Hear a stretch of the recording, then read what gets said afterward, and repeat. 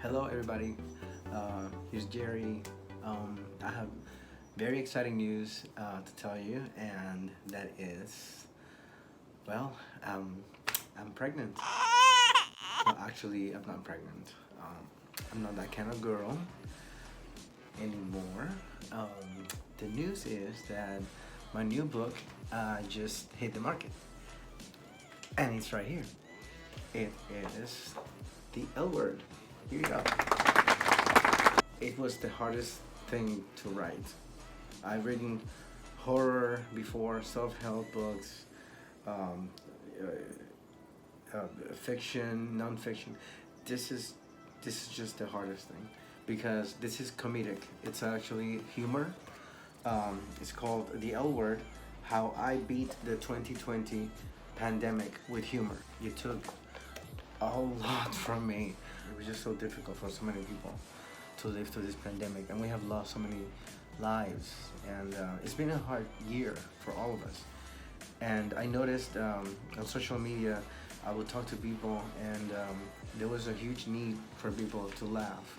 They will always thank me like, "Oh, thank you for saying that. Thank you for thank you for that. Thank you for brightening my day and making it better. I needed that laugh. I needed that. I needed that." And I heard that a lot from people. So I said to myself, people need to laugh.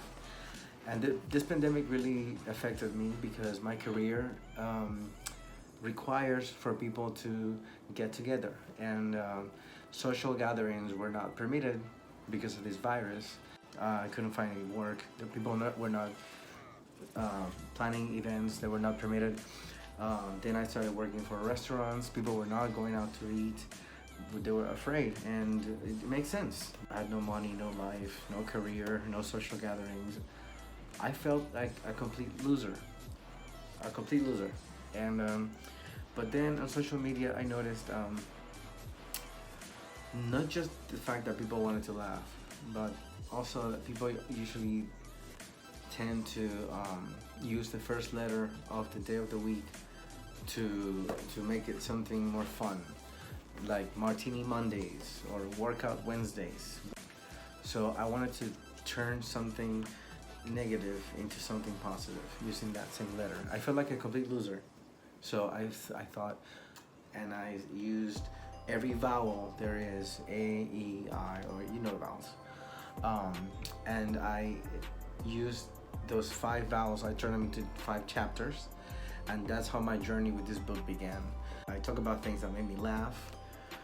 It's observational humor. I talk about holidays, Mother's Day, Christmas, all these holidays I spent here with my mom, but the brighter side of things and a more humorous way of looking at things. And the cover actually comes out of many conversations I had with my grandmother, because she was staying with us for a while. I was taking care of her. We would sit on these on benches or chairs in our patio and talk, and I always made her laugh. I love to make my grandmother laugh, and I love to hear her stories.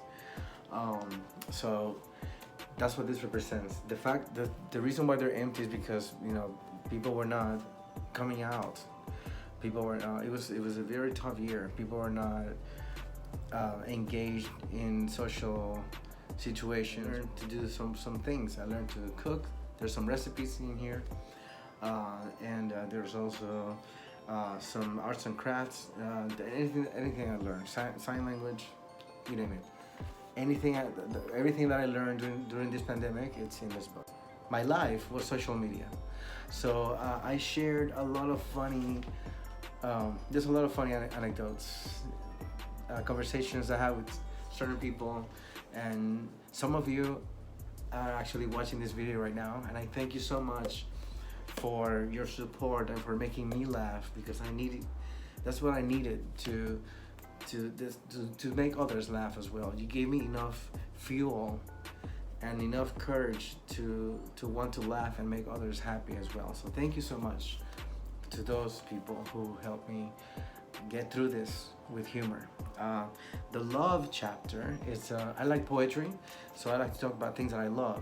I wrote poems about things I love, not the usual poetry that of the person loving another, but other things that we love, from bacon to money, from my own personal bucket list, and I share that with you guys here. There's so many wonderful things that we could experience from our lives, and they helped me a lot. I grew a lot from these experiences, and I would like to lure you into experiencing these yourself. I didn't know what to write about. I knew I wanted to write a new book. I just wasn't sure what I wanted it to be about. I was not very happy. I felt like a complete loser, and it was hard to find the courage to even smile, to wake up even. I was depressed. It was a difficult time for me and many people. All these deaths, and even some in my family, it hit close to home. It was hard to smile. That not even. It was hard to laugh, let alone smile. It was hard. But you gotta find the strength, and I don't know how I did this. I did remember. I remembered an experience that I had working as a server at a restaurant, and there was this lady, and she was having dinner with her best friend and her two kids. They're not that little. One was 6 or 7. The other one was 11 or 12. And they were having dinner at a restaurant, and I just went to her table, and I just treated her like I treat all the guests, always making her laugh. And I happened to have a deck of cards, and I played some magic tricks for the kids, and I made her laugh so much that she was in tears, laughing, and she said things like, "Oh my God, can I take you home with me? I want to take you home with me. I haven't laughed like this in such a long time. Thank you so much for making me laugh." And it was just another day for me. I like to make people laugh. I always say a smile on your face is our way of telling the whole world, the universe, is that it? That's the worst you can do? I'm smiling. I'm here standing tall. Unless you're me and then you're short and you can't do that, but you should always smile. Always smile. So then I see this camera crew approaching her. These have their cameras and microphones and stuff, and I was like, oh, maybe she's famous, and I don't know who she is. I had no idea that she was famous. So I asked my supervisor at the time who she was. He said to me that she was, there's an organization, sort of like the Make-A-Wish Foundation, but for adults. And her last wish on earth was to have a Disney vacation in Orlando, where I was residing at the time, with her kids and her friend. Because she was dying of cancer. She had cancer before, she beat it, but it came back much more aggressively, and she only had a few months to live. And she was going to end this Disney adventure with her kids and her best friend at a restaurant, where they were going to discuss this, which is very tough, and tell the children that her best friend was going to be taking care of them. And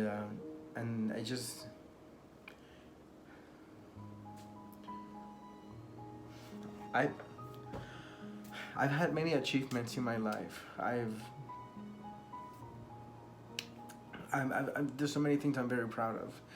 Things I've written, things I've done, things I've accomplished, but there's no greater feeling than to have a woman in her position.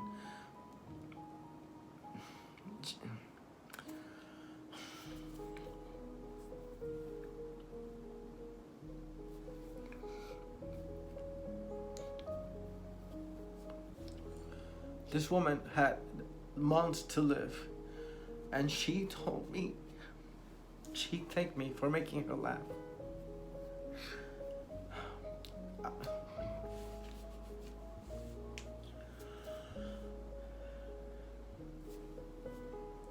I couldn't believe it. I couldn't believe it. I couldn't believe I made a dying woman laugh. And then I said to myself, maybe I survived so many things. I've come close to dying many times, and maybe I'm here for a reason. And I've always been looking for my purpose, just like we're all looking for a purpose in life. And I think I found mine. I think I'm supposed to make people laugh. I think I'm supposed to make people happy. I'm here to entertain. I'm a writer, and I would like every person that I meet to have an experience with me, an experience that they will never forget about. Memories mean the world to me, since I've lost so many in one of those accidents that I've suffered. And if I can do something to make this moment memorable for you to never forget about this, and every time you think of me, you smile, then it was worth waking up that day. It was worth it. It was worth waking up that day. If I can make one person laugh and make their day a memorable experience, then it was worth waking up that day. And that's my purpose in life. What a cheerful video about a book that's supposed to make you laugh. But it really is funny. I'm not saying it because I wrote it, and it's a work of love in a very difficult time that we all experienced, hoping that it makes your days brighter, even in the darkest of times. All the love I have in my heart, I want to thank you in advance, and I want to wish you well, and smile.